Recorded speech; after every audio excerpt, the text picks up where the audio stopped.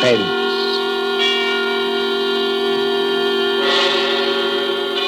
Tonight, Columbia brings you as guest star Hollywood's genial character actor, Stuart Irwin. The story is by the author of The Thin Man and the Maltese Falcon, Dashiell Hammett, one of America's acknowledged masters of the art of suspense. Suspense is compounded of mystery and intrigue and dangerous adventure. In this series are stories calculated to intrigue you, to stir your nerves, to offer you a precarious situation, and then withhold the solution until the last possible moment. Tonight, for instance, Stuart Irwin plays for us a pleasant, easygoing assistant chief of police in a small town who, to everyone's surprise, was instrumental in solving a murder. We trust that with this tale we shall keep you in suspense. For Suspense tonight, CBS presents Stuart Irwin in Two Sharp Knives by Dashiell Hammett.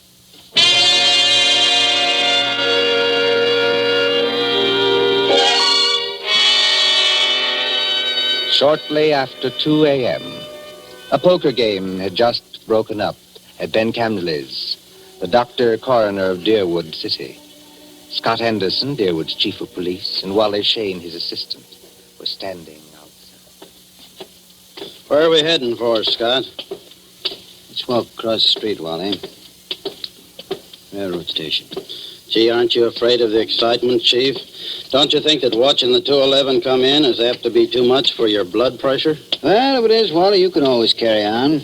You've been a pretty good imitation of an assistant to me for some time now. Yeah? Yeah. If anything happens to me, you'd be the chief. Don't worry. Won't be any harder for you to fool the public as chief. Hi, Elmer. Howdy, Scott. Hi, hello, Wally.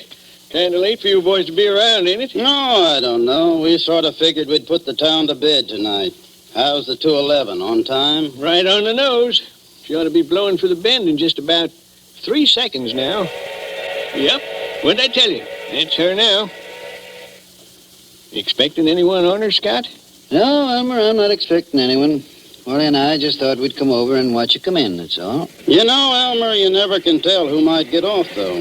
Dick Turpin, Henry Morgan, Jesse James, Jack the Ripper, 6 officers of Murder Incorporated, or even your Aunt Gussie. I guess you're right, Wally.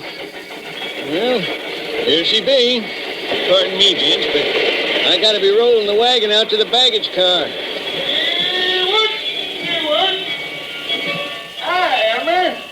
How's it going? Well, can't complain, Cap. Well, maybe you can't, Elmer, but I sure can if you hold us up with that freight there. You got much more? Nope, this is the last piece now. There you are, Cap. All done. Okay. See you tomorrow, Elmer.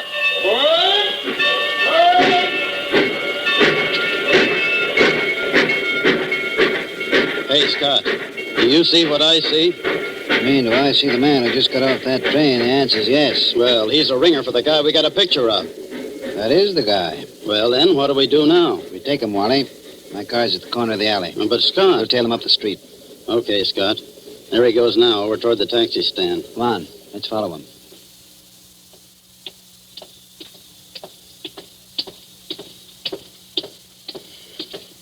Hello, Furman. Huh? Why, I don't You're believe Mr. Furman, aren't you? Yes, I am. Philadelphia? Yes? I'm Scott Anderson, Chief of Police. What? Chief of... What's happened to her? Happened to who? Oh, no, you don't. No. Let me go. Hold You on. think you can pull that sort of stuff with me? You're Scott, very let me much get a crack at that mug. No. Wait a minute. No. Wait a minute, Hold it, gentlemen. Wally. Well, Furman? Well, I am sorry. For a moment there, I thought you weren't really a policeman. Thanks. Nice to know I look almost human. Yes, it was silly of me. I'm sorry. Well, let's get going now before anything else happens. Okay, Furman, get in the car. I'll drive, Scott. In you go.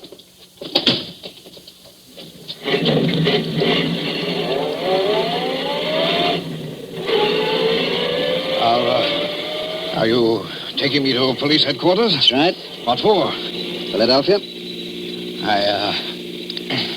I don't think I understand. You understand that you're wanted in Philadelphia for murder, don't you? Murder?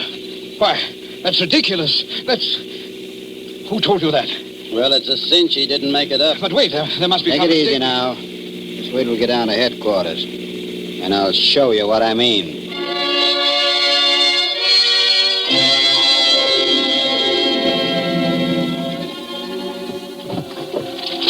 Now then, here's the circular on Lester Furman. It was sent out by the Trans-America Detective Agency in Philadelphia. Take a look at it. Oh, yeah. $1,500 reward for the arrest and conviction of Lester Furman, alias Lloyd Fields, alias J.D. Carpenter, for the murder of Paul Frank Dunlap in Philadelphia on December 8th, 1942. Well? It's a lie. You're Furman, aren't you? Oh, yes, but... That's your picture on the circular, isn't it? Oh, yes, but I... Well, Scott, I see you and Wally got Furman, huh? Oh, hello, George. You lucky stiffs. Now you two split $1.50 reward.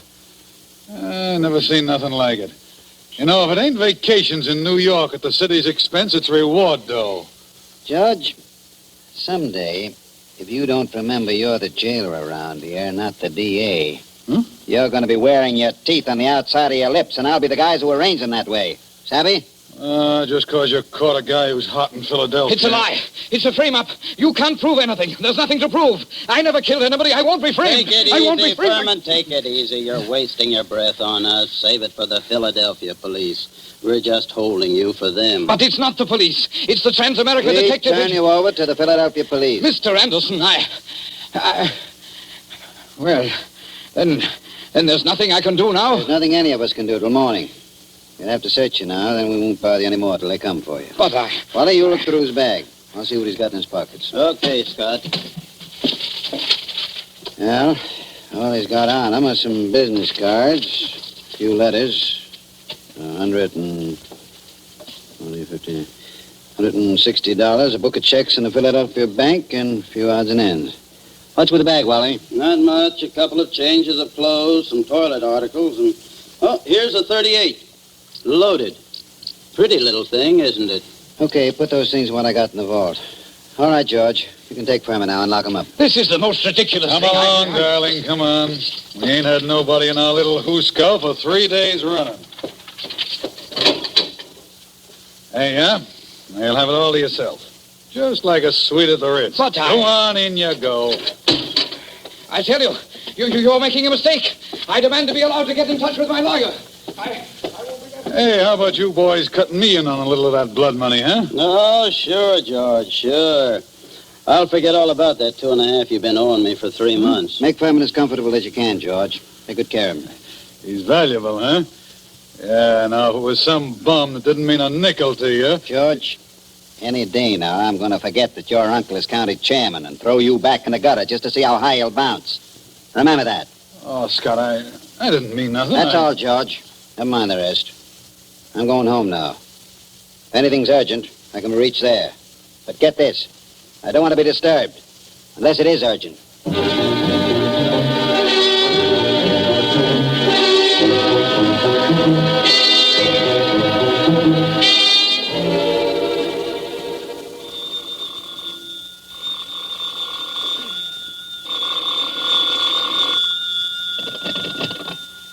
Hello. Scott, this is Wally. Yeah, Wally, what time is it? It's 5 after 6 in the morning, and you'd better come right down, Scott. That fella Furman's hung himself. What?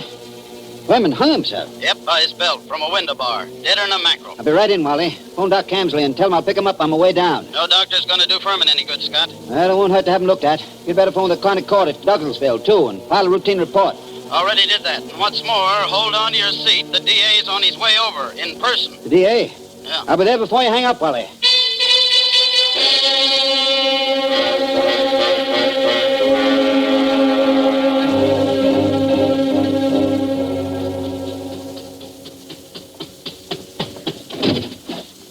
Come on in, Chief. Ted Carroll, the DA's here, and he's plenty hot under the collar. What's he burning about? Oh, he's just mad. Running up quite a phone bill on us, too. Been calling Philadelphia every couple of minutes since he got here. What kept you so long? I couldn't get my car started. Well, let's go in and see the old buzzard. Oh, Ted? Listen, Scott, what is all this? Oh, what? There's some funny business going on here. What's funny about it? Man hangs himself. Just another case of suicide. Sure, it was suicide. But I just telephoned Transamerica. Dug a guy out of bed there. And he said they'd never sent out circulars on Furman. Didn't know about any murder he was wanted for. All they could tell me about him was he used to be a client of theirs. I don't know what to say, Ted. I don't either. Oh, a fine chief of police you are. What on earth kept you so long? Car store. Came as quick as I could. Makes you so crabby, Ted. Nothing. I guess it's just the district attorney and... Ah, now, come, gentlemen. Nobody'd know you two are staunch admirers of each other. Okay, Wally. Tell me, what do you make of it? Well, there's plenty wrong, Scott. First, that Transamerica thing. They never sent out circulars about Furman. And now, get this. I talked to the Philly police just before you came in. There wasn't even any Paul Frank Dunlap murdered. There wasn't? No. What did you get out of Furman before you let him hang himself? But he was innocent. Didn't you grill him? Didn't you find out what he was doing in town? Wally, didn't you? What for? He admitted he was Furman. The description fitted him. The photograph was him. The Transamerica Detective Agency's supposed to be on the level, ain't it? Philadelphia wanted Furman. We didn't. But Scott... Why, sure, Ted. If I'd have known he was going to hang himself. Yeah, but then if your aunt wore pants, she'd be your uncle. You said Furman had been a client of Transamerica. They tell you what the job they did for him was? His wife left him a couple of years ago, and he had them hunting for her for 5 or 6 months. But they never found her. They're sending a man up here tonight to look things over. Yeah, huh? Yes. Mm-hmm. Well, I'm going out and grab a quick bite. But I might as well tell you, Scott, there's going to be trouble over this. I know that, Ted. There usually is when somebody dies in a jail cell.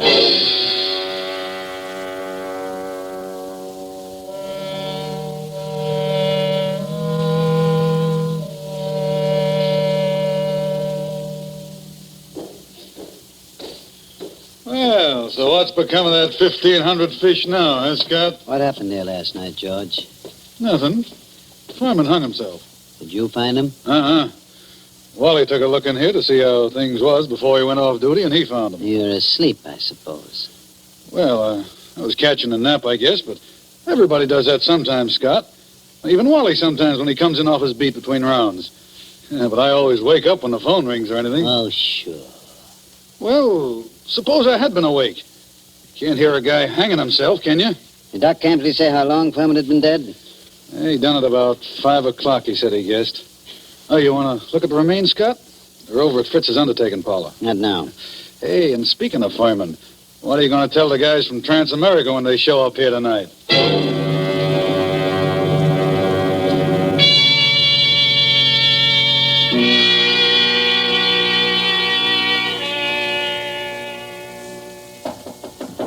Come in.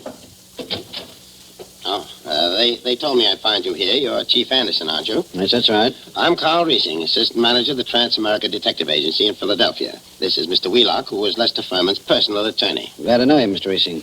How do you do, Mr. Wheelock? How do you do? I know you gentlemen are already in possession of most of the details concerning Mr. Furman from the time he arrived in Deerwood until the time of his death.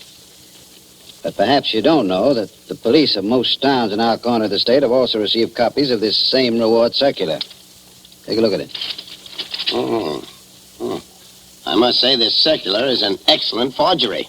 You're sure it's a forgery, Mr. Riesing? Oh, yes, there's no doubt about it. But it's an excellent forgery. Tell me, Mr. Wheelock, was Mr. Furman a native Philadelphian? Oh, my, yes. He was a well-known, respectable, and prosperous citizen of Philadelphia. Married, I believe? In 1934, he married a 22-year-old girl named Ethel Bryan, daughter of a Philadelphia family. And the Furmans had a child? Isn't that right, Mr. Wheelock? Yes, born in 1936, but the child lived only a few months. Mr. Furman's wife disappeared after the child's death. What year was it that she disappeared? Mr. Riesing should remember that. His agency worked on the matter. Oh, I remember it well. Mrs. Furman disappeared in 1937. We never heard anything of her again, although Furman spent a lot of money trying to locate her. What did she look like, Mr. Riesing? In just a moment. I have a picture of her right here in my briefcase.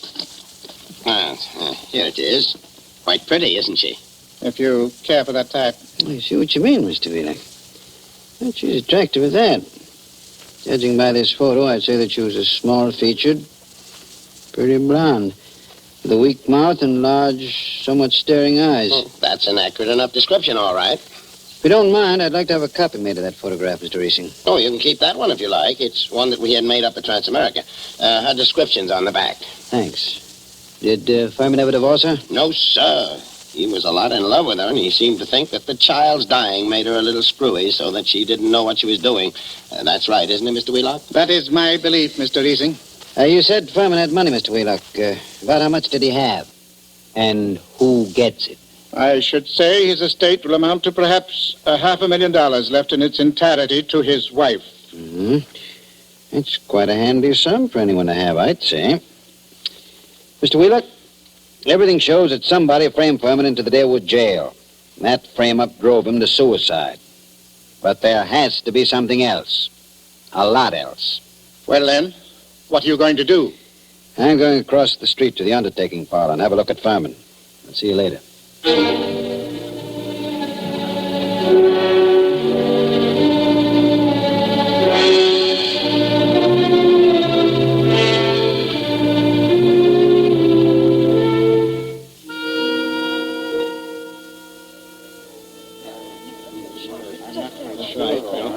Hello, Doc. Hi, Scott. I figured you'd come over here to the undertaker's pretty soon. What's in your mind, Doc? Let's get out of this crowd. I want to tell you something. I just got rid of 2 guys in my office. Let's go back there. Suits me. 2 of those bruises showed, Scott. What bruises? Furman. Well, up under the hair, there were 2 bruises. Why didn't you tell me? I'm telling you now, Scott. You weren't here when I made my examination. This is the first time I've seen you since then. Why didn't you spill the stuff about Furman's bruises when you were testifying at the inquest, Ben? I'm a friend of yours. Do I want to put you in a spot where people can say you drove this champ to suicide by third-degreeing him too rough? You're nuts. How bad was Furman's head? Well, Scott, that didn't kill him, if that's what you mean. There's nothing the matter with his skull. Just a couple of bruises nobody'd notice, and unless they parted the hair. I thought you ought to know, though. Well, thanks, Ben. Yes, who is it? This is Fritz, the undertaker. Listen, Scott, there's a couple of ladies over here that want to take a look at Furman. Is it all right? Who are they? I don't know them. Strangers. What do they want to see him for? I don't know. Wait a minute. Can't I please see him? Why do you want to see him? Well, I'm his wife. Furman's wife? Yes. Oh, certainly. I'll be right over. So long, Ben. I've got to go back to the undertaker's. So long, Scott.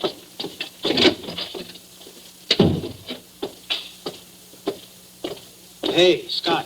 What do you want, Wally? I want to talk to you a minute. Over here where we won't be seen. Okay, what is it? A couple of dames came into Fritz's undertaking place just as I was leaving. One of them's Hotshot Randall, a babe with a record as long as your arm. She's one of that mob you had me working on in New York last summer. Does she know you? Sure, but not by my right name. She thinks I'm a Detroit rum runner. I mean, did she recognize you just now? I don't think she saw me. Anyway, she didn't give me a tumble. You don't know the other one? No, she's a blonde, kind of pretty. Okay, Wally. Stick around a while, but stay out of sight. Maybe I'll be bringing these dolls back with me. Whatever you say, Chief.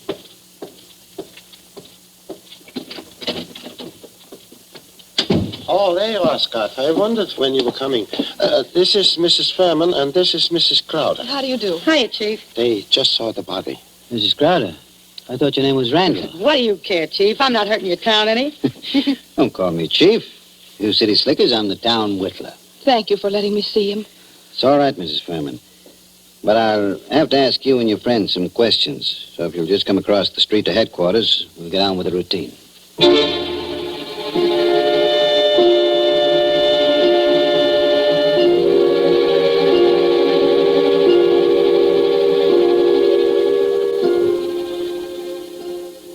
Before I ask any questions, I want to tell you something. Mrs. Furman, your husband didn't commit suicide. He was murdered.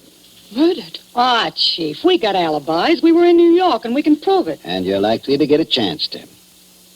What brought you down here, anyway? Murdered? Well, who's got a better right to come down here? She was still his wife, wasn't she? She's got a right to look out for her own interests, hasn't she? Mm-hmm.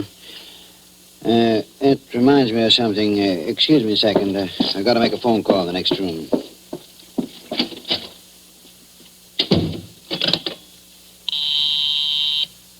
Officer Hamill speaking. This is Scott. Yes? Is Wally around? No, he's not here. He said you told him to keep out of sight. I'll find him for you, though. Right. Tell Wally I want him to go to New York tonight. Send Mason home to get some sleep. He'll have to take over Wally's night trick. Oh,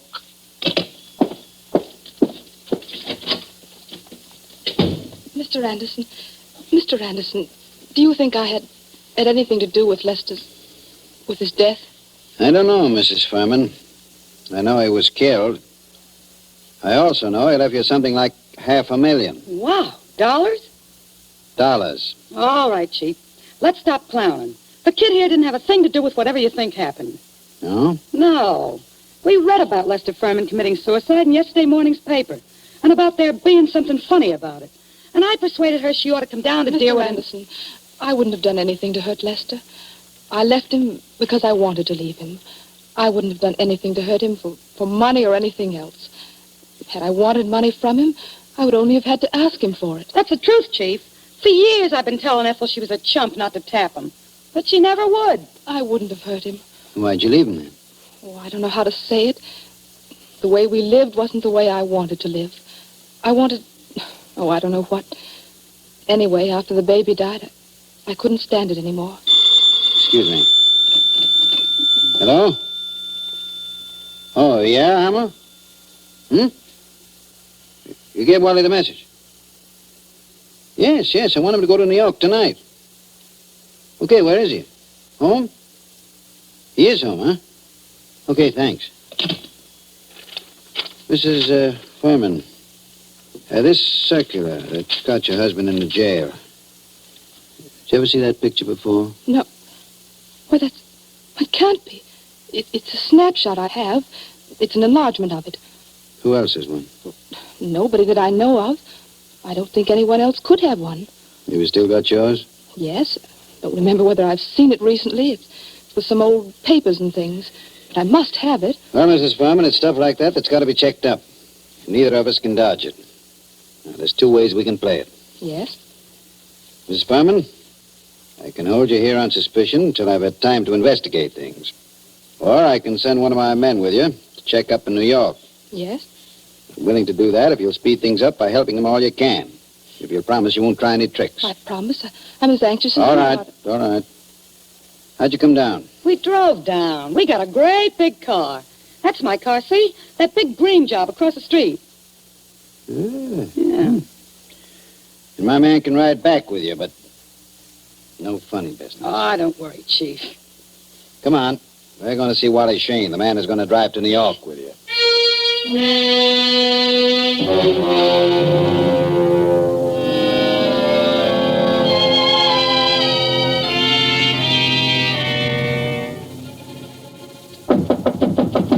Wally? Who is it? Scott, Wally. Come in. Ladies first. Harry. Ethel. No, you don't. No use reaching with that gun, Wally. Already got you covered. I guess you win, Scott. Yeah, I guess I do. Come along back to headquarters with me like a good little boy.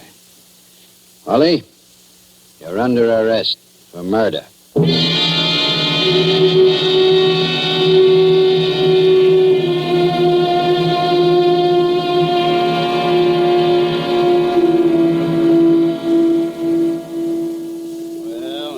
How I knew it was all up, Scott, the minute I saw those two dames going into Fritz's. Then when I was ducking out of sight, I ran into you, and I was afraid you'd take me over there with you, so I had to tell you one of them knew me, figuring you'd want to keep me under cover for a little while anyhow, long enough for me to get out of town. Why didn't you get out, Wally? Well, I dropped in home to pick up a couple of things before I scram, and that phone call of Hamill's catches me, and I fall for it. You see, Scott, I figured you're not on to me yet and are going to send me back to New York to see what dope I can get out of the dames. Well, you fooled me, brother. And I thought you'd fall for that. Then you didn't just stumble into all this accidentally, did you? No, I didn't, Wally. I figured Furman had to be murdered by a copper. To know reward circulars well enough to make a good job of forging one. Incidentally, Who printed that Furman circular for you, Wally? Now, I'm not dragging anyone in with me. It was only a poor mug that needed dough. Okay, Wally. You see, I knew only a copper would be sure enough of the routine to know how things would be handled. Only one of my coppers would be able to walk into Furman's cell, bang him across the head, and string him up on the... Those bruises showed, you know, Wally. They did? I guess I should have wrapped 2 towels around that blackjack. No, gee, Scott. I seem to have slipped up on a lot of things. So that narrows it down to my coppers and... Well, you told me you knew the Randall woman. There it was. Only I figured you were working with him. What got you like this, Wally? Same thing that gets most saps into jams, a yen for easy dough. And I was in New York, see, Scott, working that Dutton job for you, palling around with big-shot racketeers, passing for one of them, and... Yes? Well, I got to figuring that my work takes more brains than theirs, and they're taking in big money, and I'm working for coffee and cakes. That kind of stuff gets you, Scott. Anyway, it got me. Mm-hmm. Then I ran into this Ethel Furman, and she goes for me like a house afire. I liked her, too, see, so that's dandy. But one night she tells me about how much dough her husband's got and how he feels about her, and I get to thinking... Thinking what? I think she's nuts enough about me to marry me. So I got to thinking, suppose he died and left her his role. Mm-hmm. I see. So I run down to Philly a couple of afternoons and look Furman up, and everything looks fine. I took my time working out the details, meanwhile writing to her through a fellow in Detroit. Go on. Finish one. Well, I decided to do it. I sent those circulars out to a lot of places, not wanting to point too much to this one. And then when I was ready, I phoned Furman, telling him to come to Deerwood Hotel that night. And sometime before the next night, he'd hear from his wife, Ethel. I knew he'd fall for any trap that was baited with her. Only I guess I'm not as sharp as I thought I was, Scott. Maybe you are, Wally. Maybe you are. That doesn't always help. Old man Camsley, Ben's father, used to have a saying, to a sharp knife comes a tough steak. Well, sorry you did it, Wally. I always liked you. I know you did, Scott. I was counting on that.